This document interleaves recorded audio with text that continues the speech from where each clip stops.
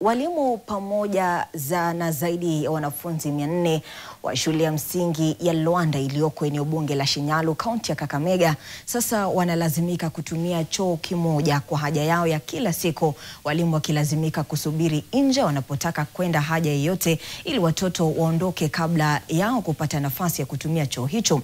William Makosi na kisa hiki kinachoangazia haja za walimu na wanafunzi wao.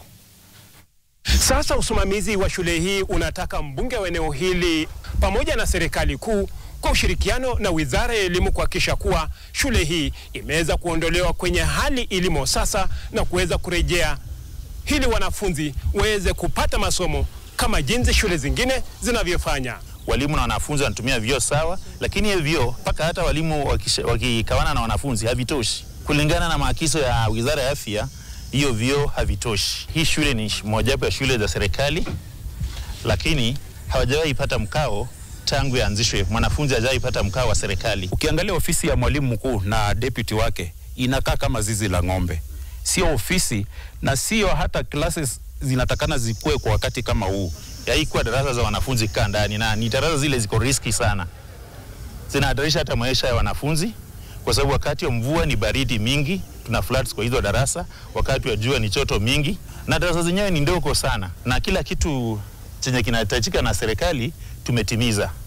Kwa sababu kama ni watoto kuweka NEMIS wako hapo wanafanya mtihani. Shule hii ikisalia kwenye mazingira mbovu mno ambayo hata haiwezi kubalika mwalimu mkuu pamoja na walimu wake pamoja na wanafunzi kusomea. Na mwaka ujao tutakuwa na darasa la 9 ambayo hatutapata hata darasa kwa sababu serikali imeamua inatuchengea madarasa 8, lakini inaenda kwa mwendo wa polepole kuchengwa.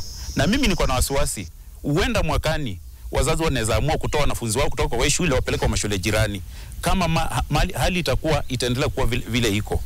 Na muomba Mheshimiwa Ikana, tafadhali tumalizie zile classes ambazo zimestall. Wanafunzi wakikuja wakifungua mwaka Januari wasomee kwa hizo classes. Kwa sababu kama structures za shule ni mbaya, hatuwezi jua wakati kama wa mvua ni nini kinaweza tendekea hawa watoto. Na pia wakati wa jua unapata watoto wamejaa kwa darasa, they are sweating a lot, wanakuwa na ugumu sana.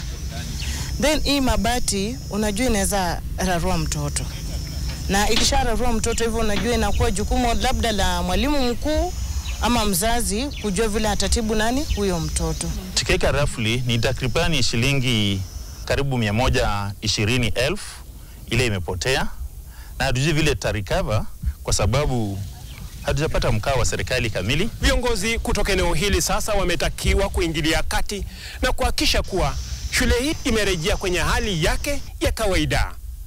William Makosi, NTV Mashinani, nikiwa katika shule ya msingi ya Lwanda, eneo bunge la Shinyalu, kaunti ya Kakamega.